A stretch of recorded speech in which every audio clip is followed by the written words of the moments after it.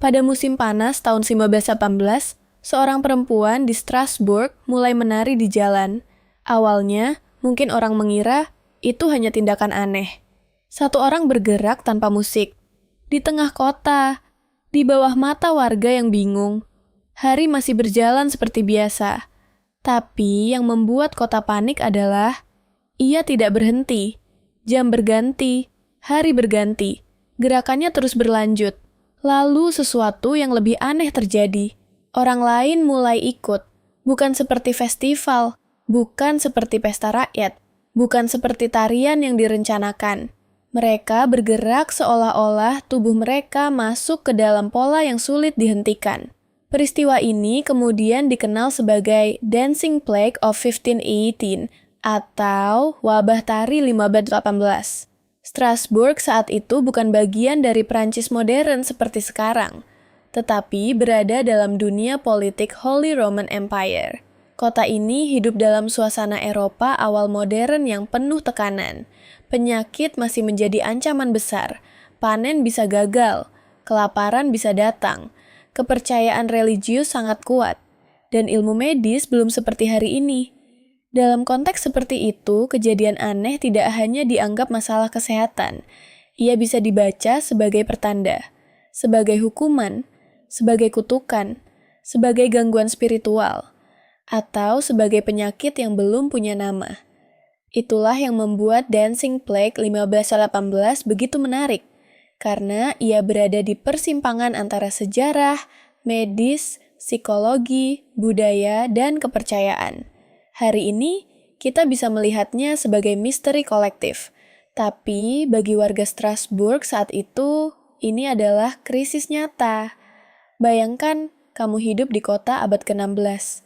Tidak ada kamera, tidak ada internet, tidak ada dokter modern, tidak ada penjelasan neurologi atau psikologi massa yang mudah dipahami. Lalu tiba-tiba, orang-orang di jalan mulai menari tanpa henti selama hari-hari panjang. Kamu akan bertanya, apakah ini penyakit? Apakah ini menular? Apakah ini tanda dari Tuhan? Apakah ini kutukan? Atau apakah kota sedang kehilangan kendali? Catatan sejarah menyebut jumlah orang yang ikut menari bertambah dalam beberapa minggu. Angkanya sering diceritakan, mencapai ratusan, meskipun detail persisnya masih diperdebatkan oleh sejarawan. Yang jelas, fenomena ini cukup besar sampai otoritas kota harus merespons. Dan respons mereka menunjukkan betapa berbedanya cara manusia masa lalu memahami tubuh dan penyakit. Alih-alih langsung menghentikan para penari, sebagian pejabat dan dokter saat itu justru berpikir bahwa mereka perlu diberi ruang untuk terus menari. Seolah tubuh harus mengeluarkan sesuatu. Seolah gerakan itu harus dituntaskan. Maka tempat menari disediakan. Musisi dilibatkan. Orang-orang yang bergerak terus itu diarahkan untuk menari di tempat tertentu.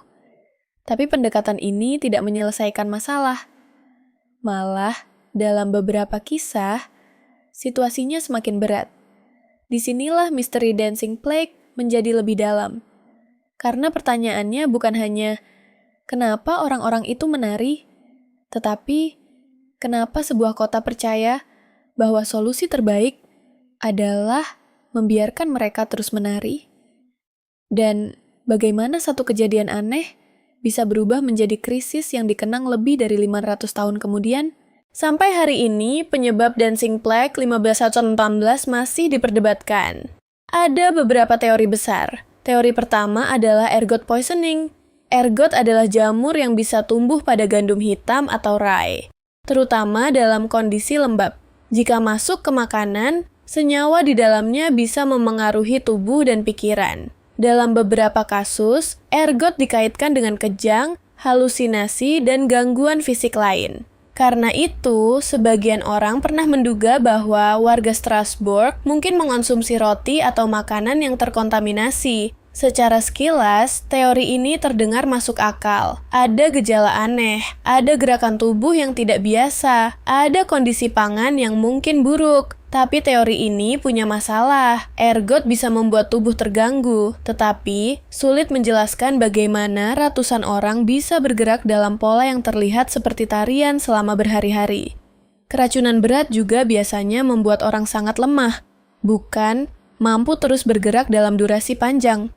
Jadi, teori ergot menarik, tetapi belum cukup menjelaskan semuanya. Teori kedua adalah mass psychogenic illness.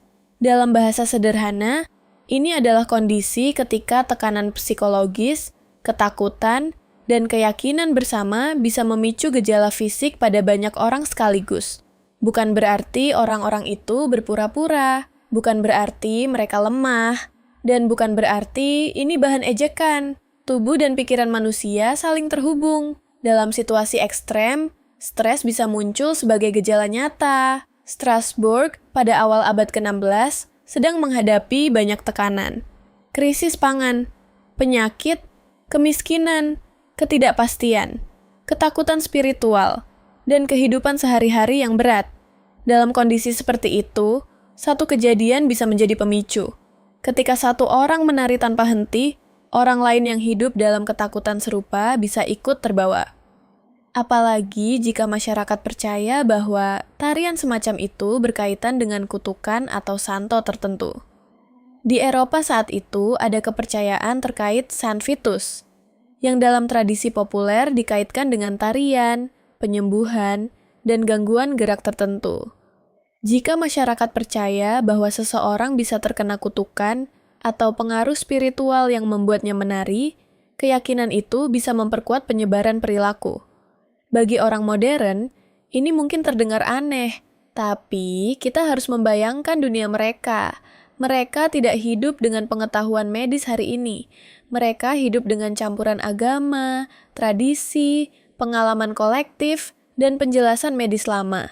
Dalam dunia seperti itu, keyakinan bisa memengaruhi cara tubuh merespons, dan ketakutan bisa menyebar seperti gelombang. Mungkin itulah sebabnya banyak sejarawan modern melihat Dancing Plague 1518 sebagai gabungan faktor, bukan hanya biologi, bukan hanya psikologi, bukan hanya kepercayaan, tetapi kombinasi antara tekanan sosial, budaya, keyakinan religius, kondisi kesehatan, dan respons kota yang mungkin justru memperpanjang fenomena. Ini membuat kasus tersebut sangat sulit dipastikan, karena kita tidak bisa kembali ke tahun 1518 dan memeriksa para penari secara medis. Yang kita punya hanya catatan, kronik, interpretasi, dan jejak sejarah yang tidak selalu lengkap. Namun justru karena itu, Dancing Plague menjadi salah satu misteri medis sosial paling menarik di Eropa. Ia memaksa kita bertanya, apakah tubuh manusia bisa ikut bergerak bersama ketakutan kolektif? Dan jika iya, seberapa kuat hubungan antara pikiran, budaya, dan tubuh? Pada akhirnya, Dancing Plague 1519 perlahan berhenti. Seperti cara ia muncul, cara ia menghilang juga tidak sepenuhnya jelas. Tidak ada satu jawaban final yang membuat semua ahli sepakat. Tidak ada satu bukti tunggal yang mengunci penyebabnya. Yang tersisa adalah pertanyaan. Dan pertanyaan itulah yang membuat peristiwa ini tetap dibahas sampai sekarang. Banyak orang tertarik pada Dancing Plague karena terdengar aneh. Ratusan orang menari. Kota panik. Penyebabnya tidak jelas. Sejarahnya terasa seperti legenda. Tapi sebenarnya, peristiwa ini lebih penting dari sekadar cerita aneh. Dancing Plague menunjukkan bahwa manusia adalah makhluk sosial sampai ke tingkat tubuh. Kita tidak hanya meniru kata-kata, kita bisa ikut terbawa emosi, ikut terbawa ketakutan, ikut terbawa ritme sosial, ikut merespons keyakinan yang hidup di sekitar kita. Dalam masyarakat yang sedang tertekan, gejala kolektif bisa muncul dengan cara yang sulit dipahami. Hari ini, para ahli mempelajari fenomena seperti social contagion, mass psychogenic illness, panic response, dan hubungan antara stres dan tubuh. Tentu saja, kasus modern tidak bisa disamakan begitu saja dengan Strasbourg 1518. Tetapi, prinsip besarnya menarik. Ketika banyak orang mengalami tekanan yang sama, dalam budaya yang memberi makna tertentu pada gejala tertentu, tubuh bisa menjadi panggung dari krisis sosial. Itulah yang mungkin terjadi di Strasbourg. Kota yang sedang lelah, masyarakat yang hidup dalam tekanan, kepercayaan yang kuat, pengetahuan medis yang terbatas. dan respons otoritas yang tidak langsung menghentikan fenomena. Semua itu bertemu dalam satu peristiwa yang terlihat mustahil. Dancing Plague juga mengajarkan kita agar tidak meremehkan orang masa lalu. Mudah bagi kita untuk berkata, kenapa mereka percaya begitu? Kenapa mereka tidak langsung menghentikan? Kenapa mereka berpikir menari adalah solusi? Tapi, manusia selalu memahami krisis memakai pengetahuan yang tersedia pada zamannya. Kita pun hari ini melakukan hal yang sama. Bedanya, kita punya ilmu yang lebih maju. Namun bukan berarti kita selalu bebas dari salah paham kolektif. Ketika krisis terjadi, manusia tetap bisa takut bersama, bisa salah membaca informasi bersama, bisa mengambil keputusan yang tampak masuk akal saat itu, tetapi terlihat aneh dari masa depan. Itulah sebabnya, Dancing Plague 1518 masih relevan. Ia bukan hanya misteri masa lalu. Ia adalah cermin. Cermin tentang bagaimana masyarakat bereaksi ketika tubuh, pikiran, budaya, dan ketakutan bercampur. Mungkin penyebabnya tidak pernah bisa diketahui dengan sempurna. Mungkin teori psikogenik paling kuat. Mungkin ada faktor biologis yang ikut berperan. Mungkin keyakinan religius memperbesar dampaknya. Mungkin semua faktor itu saling menumpuk. Tetapi satu hal jelas, peristiwa ini menunjukkan bahwa manusia jauh lebih kompleks daripada yang sering kita bayangkan. Kita bukan hanya tubuh, kita juga pikiran, kita juga budaya, kita juga cerita yang kita percaya bersama. Dan kadang, cerita itu bisa menggerakkan tubuh dengan cara yang sulit dijelaskan. Menurut kamu, Dancing Plague 1518 lebih mungkin disebabkan oleh penyakit, tekanan psikologis, kepercayaan budaya, atau gabungan semuanya? Tulis pendapatmu di komentar.